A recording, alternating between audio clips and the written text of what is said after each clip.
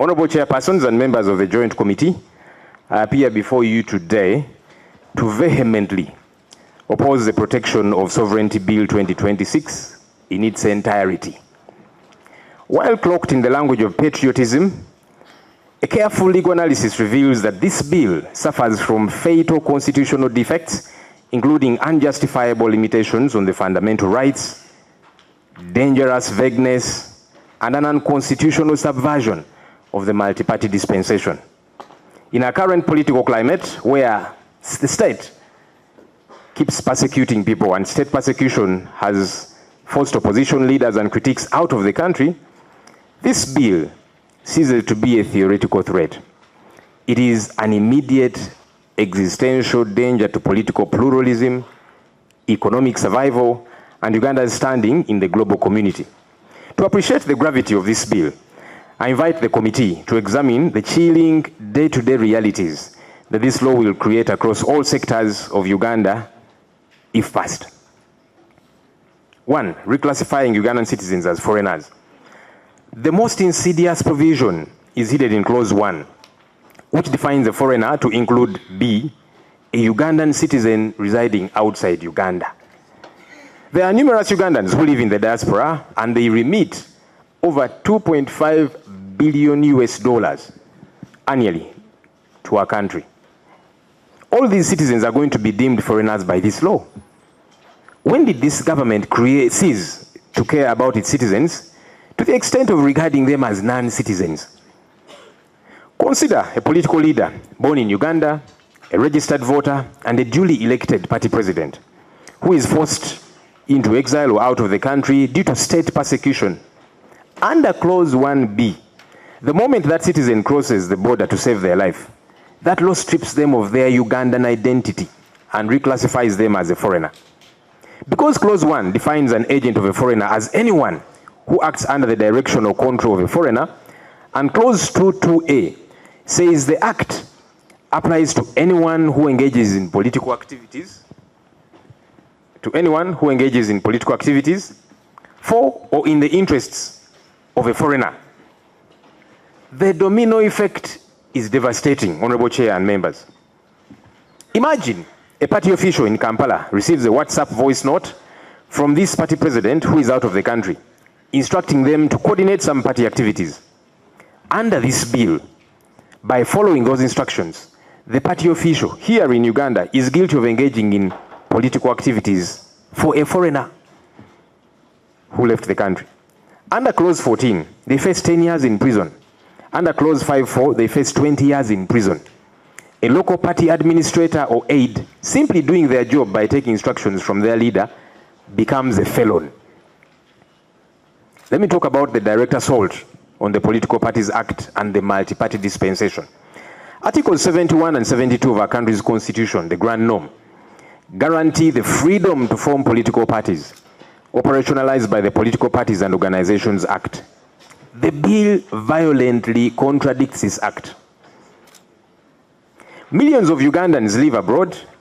Suppose a Ugandan doctor working in London pays $100, roughly 380,000 Uganda shillings, into the bank account of his local political party in Kampala as membership dues. Because the doctor in London is considered a foreigner under Clause 1B, the local party treasurer has just received foreign funding. If this pushes the party's annual foreign funding to over 20,000 currency points without the minister's approval, the treasurer of that political party faces 20 years in prison under Clause 22, and the funds are forfeited to the state. This is not right. By placing a cap on foreign money, which includes diaspora remittances to parties, the Minister of Internal Affairs is handed an absolute veto over opposition party financing. If the minister dislikes an opposition party, he simply refuses the written approval for their diaspora funding. The party is financially suffocated by state fiat, directly violating our country's constitution. Let me talk about the unconstitutional overbreadth and vagueness of this law, this bill. The legislative drafting of the bill fails the constitutional test against vagueness, granting the executive arbitrary power to punish dissent. There's the catch-all foreigner. Clause 1E allows the minister to declare any person, institution, or body a foreigner. Suppose a local trade union stages a strike demanding higher wages, embarrassing the government. The minister can simply sign a statutory instrument declaring that trade union a foreigner. Overnight, the union leaders become unregistered agents of a foreigner and they face immediate arrest. How can this be right? Clause 22H states that the act applies to anyone who influences the public to oppose the policy of government. As the leader of the opposition, my literal duty and the team that I work with is to oppose government policy that is injurious to the citizenry and offer alternative policy positions, which we do every so often. A local civil society group running a radio talk show explaining why a new tax is harmful could be jailed for 20 years. That's problematic. I bring in one or two examples, the Russian and Chinese blueprint, importing authoritarian toolkits. This bill that we are discussing is a copy and paste of the most oppressive foreign laws adopted to liquidate any opposition to government. The Russian precedent. Russia's foreign agent law, which is mirrored in our clause 21, was used to stigmatize NGOs and jail opposition figures like Vladimir Karamazov for 25 years for opposing government policy. Clause 5.4 imports Moscow's playbook to Kampala. There's also the Chinese precedent. Clause 3.2 designates a department responsible for peace and security, that is ISO, as the entity to register agents of foreigners. This mimics China's overseas NGO law, which placed the Ministry of State Security in charge of all NGOs. Handing ISO, in our case, this power means opposition politicians and NGO workers, many of whom I see in this room, will not face auditors. They will face intelligence operatives. Now, let me talk about decimating the NGO sector and humanitarian response. Clause 22 restricts foreign funding to 400 million Uganda shillings annually without ministerial approval. Clause 7.4 makes it a crime, which could fetch one 20 years in jail for an agent of a foreigner to develop a policy without cabinet approval. Consider a local NGO fighting HIV and AIDS. They rely on partnerships with the Global Fund or World Health Organization, which are defined as foreigners under Clause 1. If local doctors sit down with these partners to draft a new national HIV treatment policy and present it to the Ministry of Health without first getting cabinet approval, the local doctors will have committed an offense under Clause 7.4 and could face 20 years in jail. There's the global precedent of India and Ethiopia.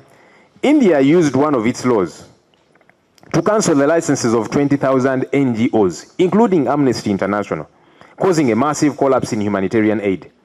Ethiopia's similar law decimated its civil society before they were forced to repeal it. Uganda cannot afford to scare away every international health, education, and refugee support organization, because that's what this bill would be doing. Economic self-sabotage leading to mass unemployment, scaring off foreign investors, and hurting Uganda's brand. Beyond politics, Honorable Chair and members, this bill is an economic suicide note. It creates a hostile environment for capital and labor, directly worsening the severe economic pain already biting Ugandans. That's why I'm calling it an economic suicide note. Legislative cruelty in the face of the USAID crisis.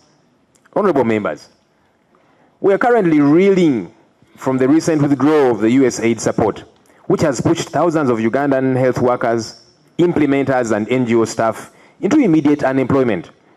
Families are failing to pay school fees, mortgages are defaulting. In this exact moment of crisis, this bill proposes to classify every remaining foreign donor as a foreigner, capping their funding at just 20,000 currency points without a minister's stamp, and threaten local NGO staff with 20 years in prison. To pass this bill now is an act of legislative cruelty. It guarantees that the European Union, Gavi, the Global Fund, and private foundations will look at the 20-year jail terms for local staff and withdraw entirely to avoid legal liability. That's what will happen. The thousands already rendered jobless by US aid will have absolutely no hope of being reabsorbed into the sector. This bill will deepen the unemployment crisis exponentially, criminalizing the private sector and foreign investors.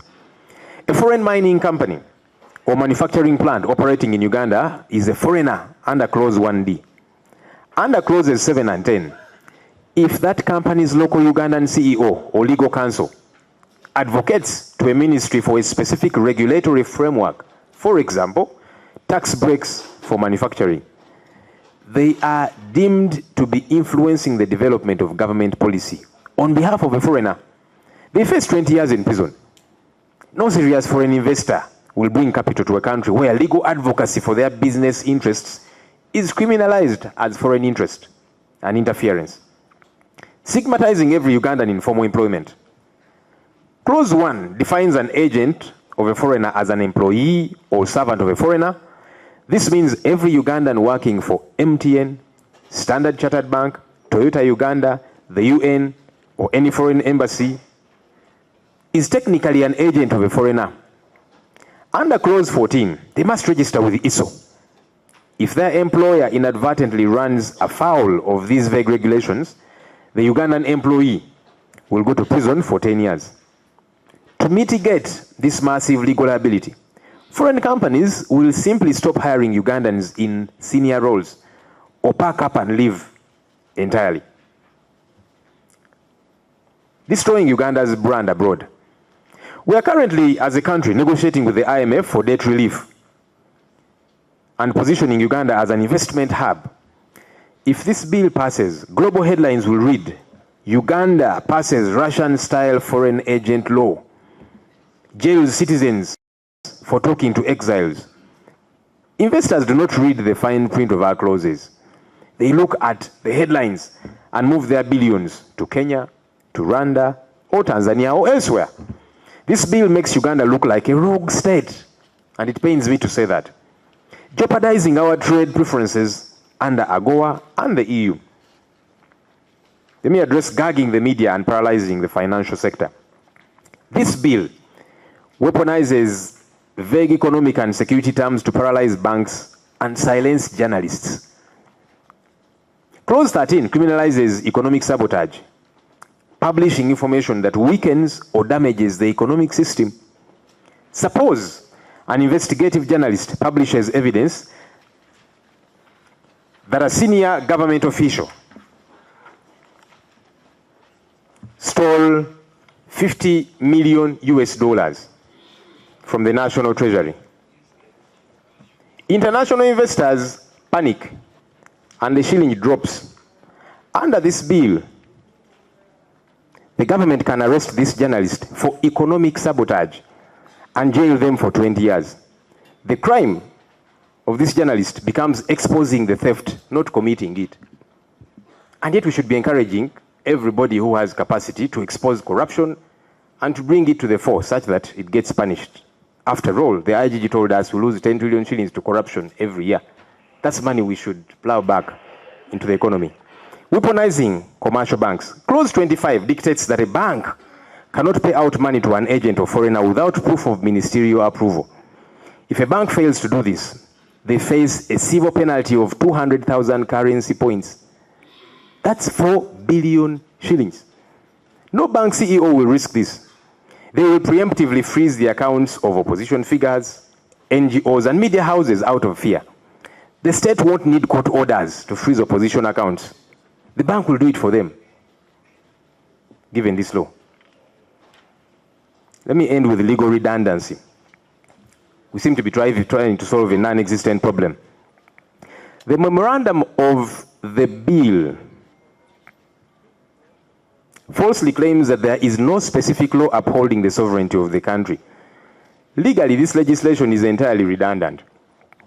If a foreign embassy tries to fund a violent coup, for example, the Penal Code Act already criminalizes treason, which is punishable by death. If someone launders illicit foreign money, the Anti-Money Laundering Act already mandates declarations of source of funds. If foreign funding goes to government institutions, the Public Finance Management Act already strictly regulates that.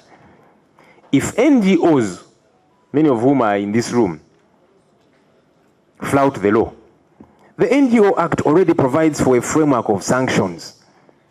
The only gap this bill fills is the loophole that currently prevents the state from classifying an exiled Ugandan opposition leader as a foreigner, to bypass the Political Parties Act and jail their local supporters. The conclusion and prayer. Honorable chairpersons and honorable colleagues, as you draft your report, I entreat you to visualize the kind of Uganda this bill creates. A Uganda where a citizen out of the country is stripped of their nationality.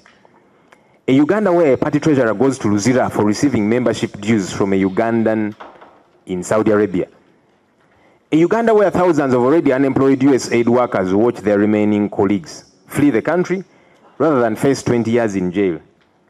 A Uganda where a foreign investor's local lawyer goes to prison for drafting a policy memo. A Uganda where international NGOs flee, taking our healthcare and refugee support with them. Passing this bill will not protect Uganda's sovereignty. It will kill the multi-party dispensation, plunge thousands more Ugandans into absolute poverty, chase away foreign investment, and turn our country into an international pariah. And I hasten to add, clearly this bill is intending to stifle dissent. This government, in my view, should be excited to receive criticism from political leaders, from civil society organizations, from members of the general public, because they are all stakeholders. When we say healthcare is grappling, when we say there is corruption, that should not be a bad thing that warrants a whole bill to try and stifle that dissent.